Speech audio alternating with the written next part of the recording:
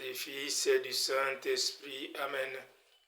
Accorde-nous, Seigneur, en ce temps de carême, de nous approcher de plus en plus de toi, de revenir à toi, source de bonté, source de vie éternelle.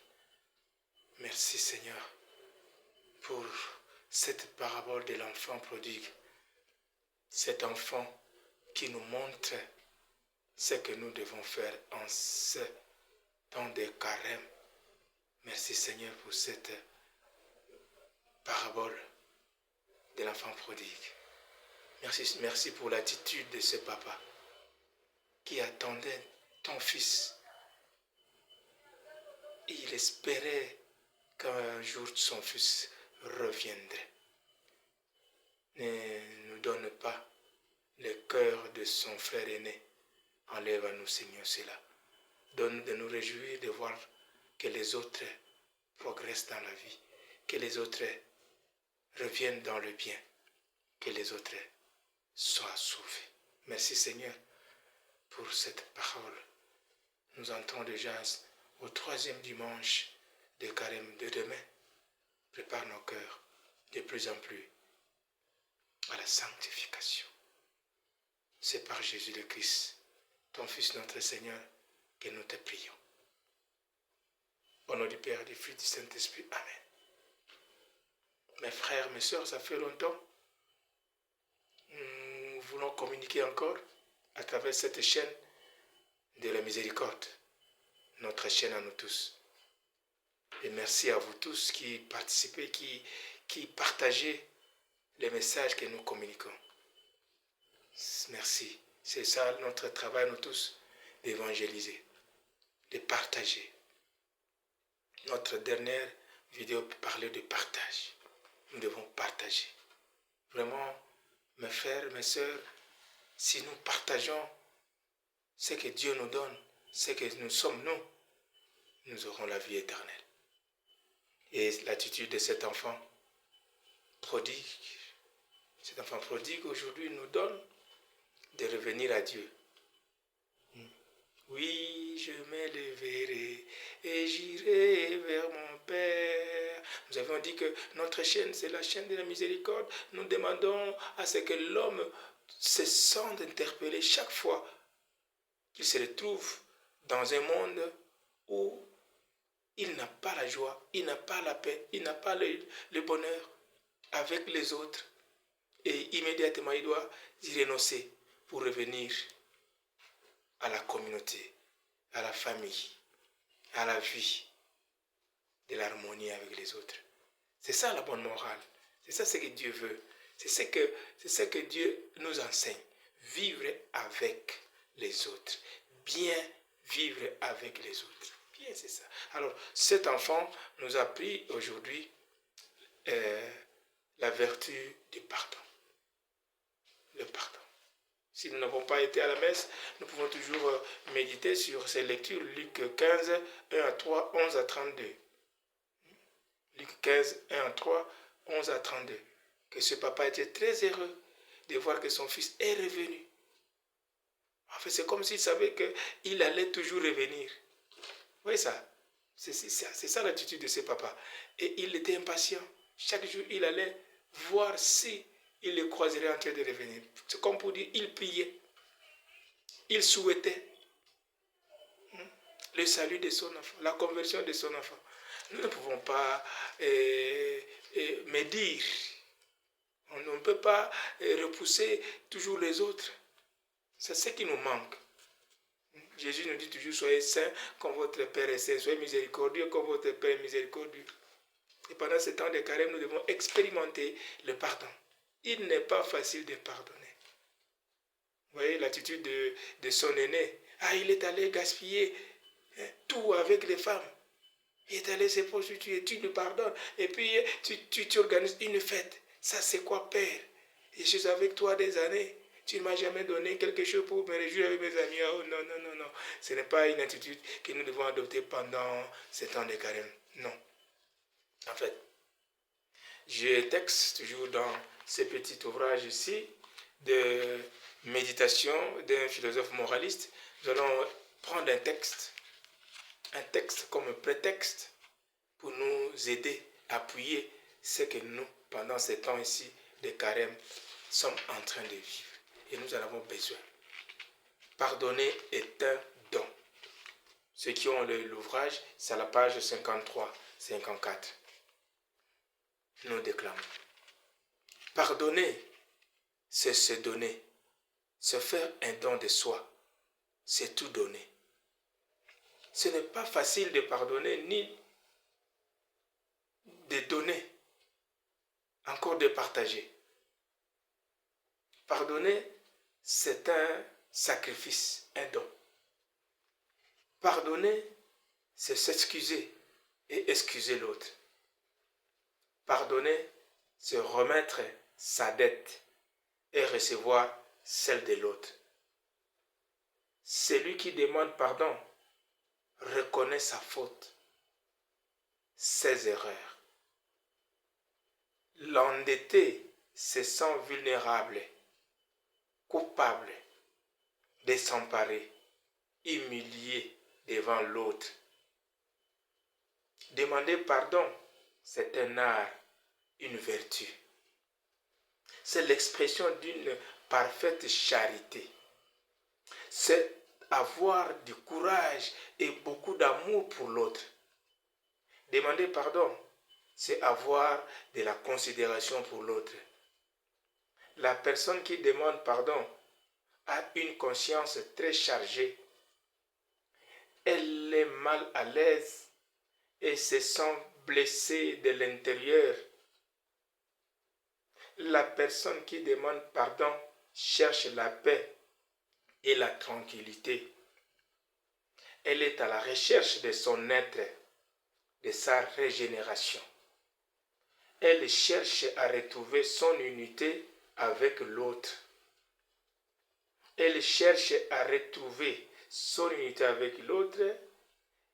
Elle est à la recherche de sa réparation, de sa guérison. La personne qui a perdu sa place dans le cœur des autres se sent déguerpi comme un locataire sans préavis. Pardonner, c'est donner une nouvelle chance à l'autre. C'est considérer que l'autre est faillible comme soi-même. C'est l'aimer dans ses faiblesses. C'est se reconnaître faible dans l'autre. C'est avoir pitié de l'autre qui a failli, qui a manqué la force d'aimer, qui est tombé, qui court le risque de mourir. Le pardon est l'autre nom de la miséricorde et de la pitié. Celui qui ne pardonne pas n'est pas de Dieu, il est sans pitié. Tout homme est faillible, seul Dieu est parfait. Dieu ne peut pas pécher, il n'a pas besoin du pardon. L'homme est imparfait, c'est pourquoi il demande pardon. L'infidélité est humaine, comme l'erreur est humaine. Et le pardon doit accompagner toute entreprise humaine. Il est l'expression du plus grand amour. Pardonnons-nous sans cesse comme Dieu nous pardonne. Pardonnons-nous et nous serons appelés enfants de Dieu. Voyez, ce texte de pardon est là. Le pardon. Mes frères, papa, accepte le pardon de maman. Ses erreurs. L'amour conjugal doit aller jusqu'à la mort. C'est pour le pire et le meilleur. Pardonnez-la. Si vous suivez seulement les bons.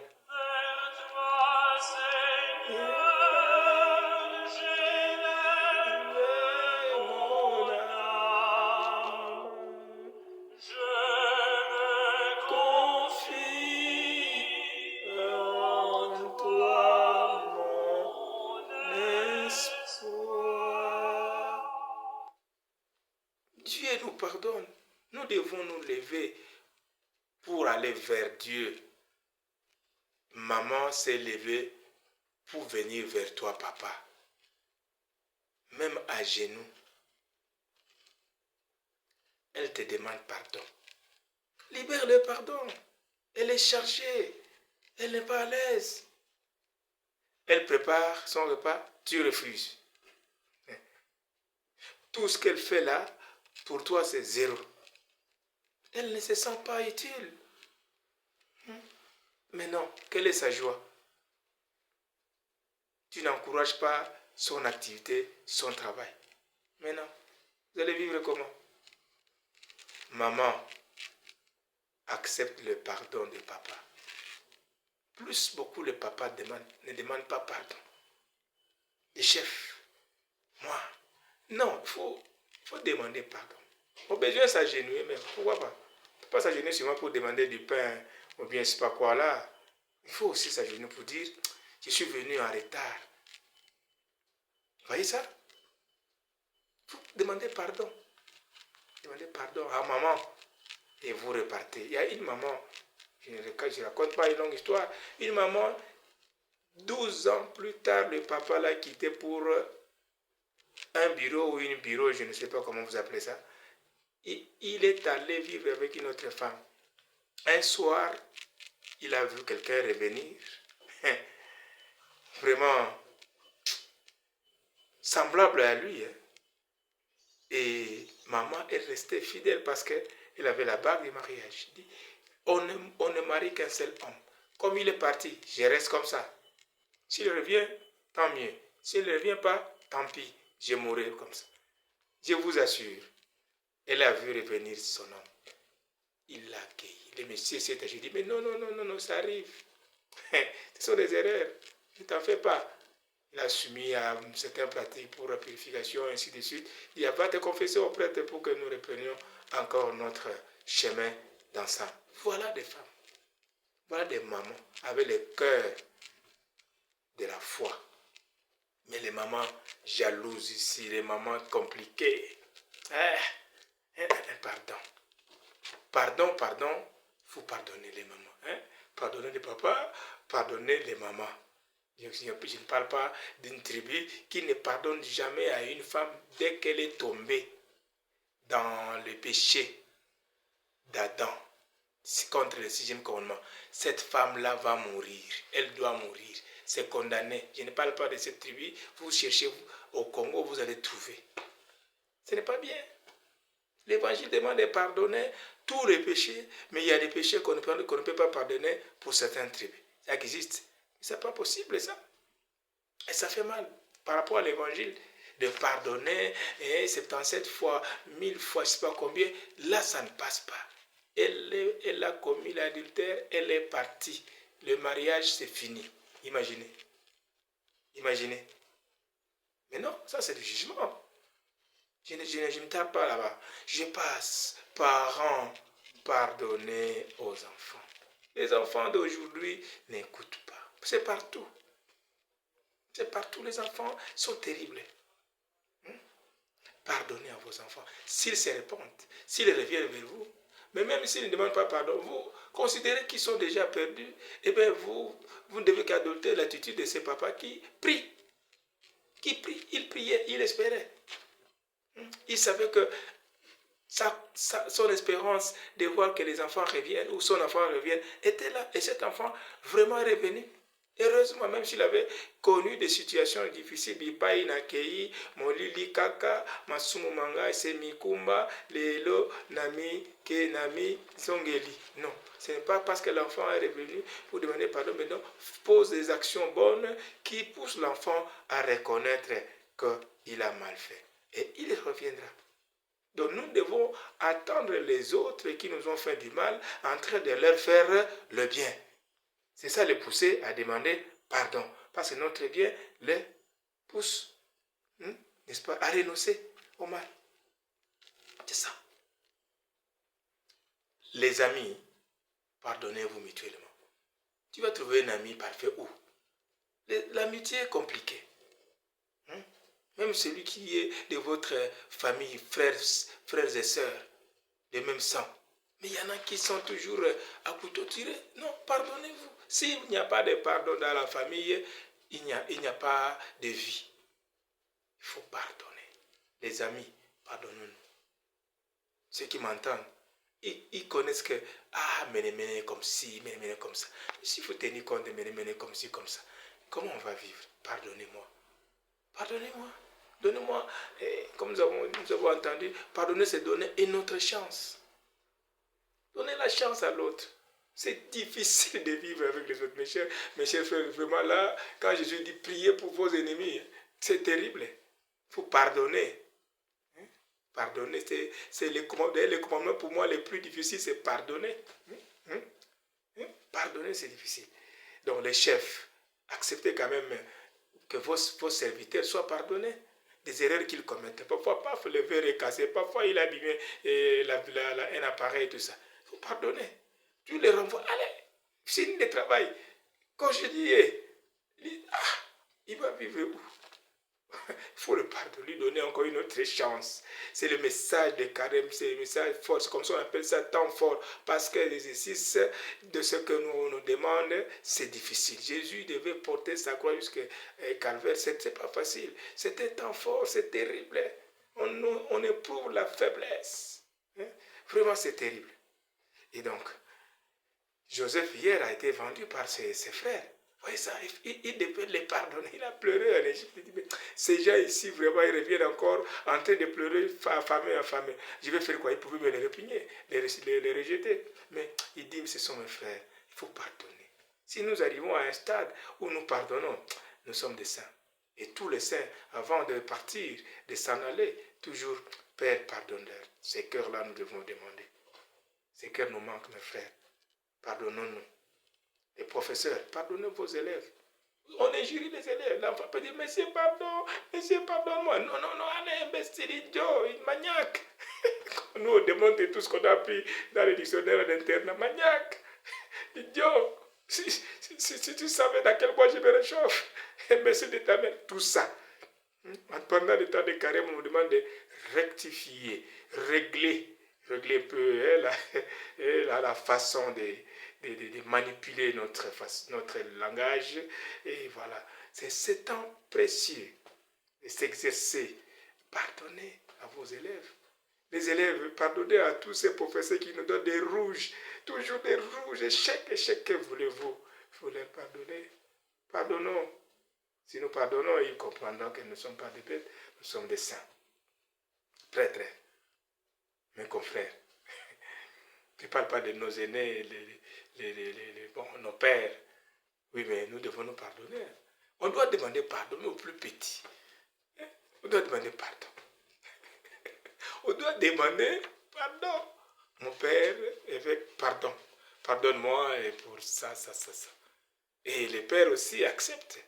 Ah oui, mon fils, que voulez-vous? C'est ça notre lutte. On se bat. Allez, lève-toi. Voilà. Donc c'est ça, l'évangile de demain. Non, je vais couper ça, on va couper. Non, mais on ne coupe pas. Donnez-moi un fils qui en est. On va voir s'il ne va pas produire encore. Alors on coupera. Voilà. Donnons toujours une autre chance, mes frères, mes soeurs. Et si on donne la chance l'année prochaine, eh bien on arrive l'année prochaine, ça ne donne pas, on accorde encore une autre chance. Ainsi de suite, de fait notre vie. Le pardon. Le pardon, c'est autre nom de la miséricorde. Et notre chaîne est une chaîne de miséricorde. Nous libérons le pardon.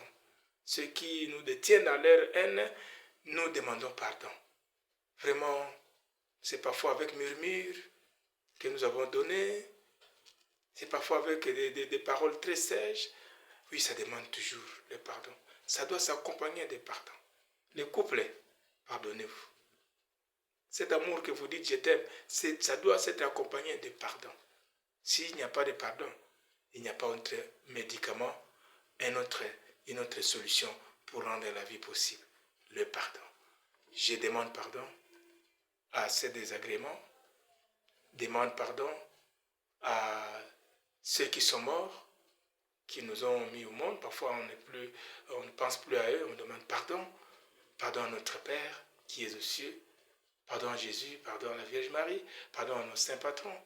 Pardon à tous ces anges qui assistent à nos scènes très, très malheureuses.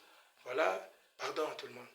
Seigneur, pardonne-nous et accorde-nous la force de pardonner. Gloire au Père, au Fils, au Saint-Esprit, comme il était au commencement, maintenant et toujours, dans les siècles des siècles. Amen. Au nom du Père et du Fils et du Saint-Esprit. Amen.